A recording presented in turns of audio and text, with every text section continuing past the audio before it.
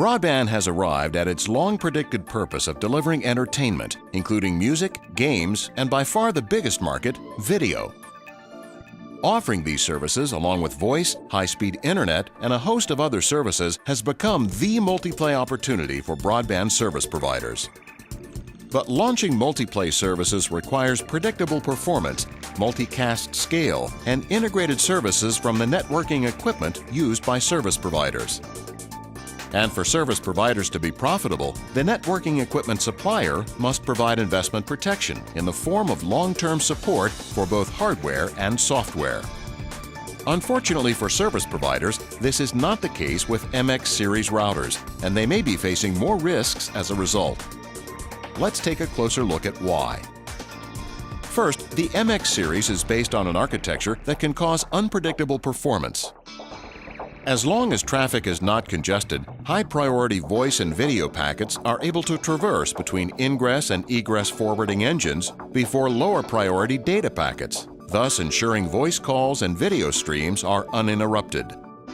However, as traffic continues to increase, more and more high-priority packets begin to get delivered behind lower-priority packets or dropped altogether.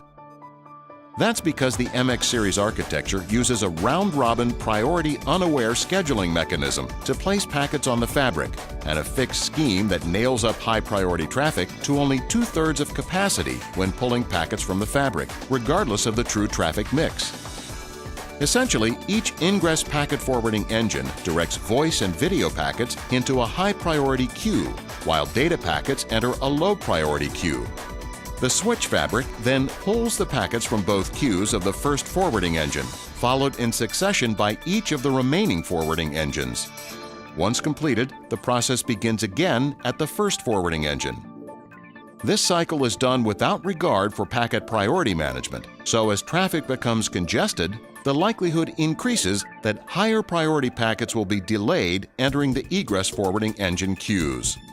The MX series architecture also lacks multicast scaling.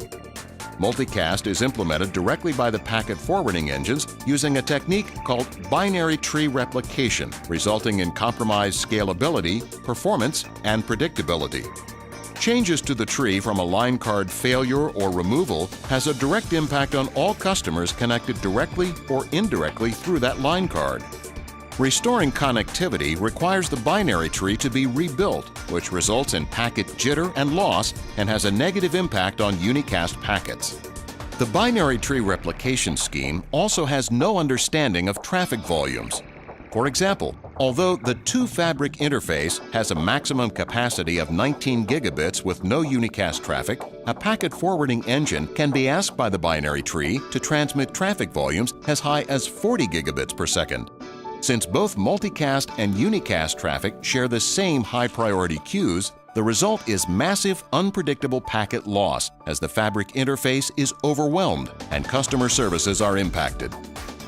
Unlike routers from other vendors, MX series routers do not include integrated services. Therefore, common customer-facing features such as firewall and application-aware deep packet inspection are only available with additional hardware. Finally, service providers looking to deploy MX series routers must be prepared for more frequent software upgrades because most releases are limited to only 9 months of support. Since validating each new code release takes providers an average of 3 to 6 months, very little active engineering support time is left for the version deployed.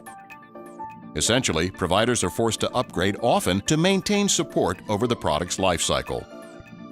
Only the Q4 release gets 3-year support, and only Priority 1 bugs get addressed after the first year. And because of frequent hardware redesigns, many platforms have been end-of-lifed early, requiring providers to do a costly, complete forklift upgrade with the new products. For example, the initial release of MX series dense port concentrators was end-of-lifed after less than 12 months. Service providers face many decisions as they map out their IPTV networking equipment strategies. Many, if not all, base their decisions on independent third-party scale and performance testing that currently is not performed on the MX series. So, as seen here, when providers do choose MX series carrier Ethernet, they may be facing more hidden challenges as well.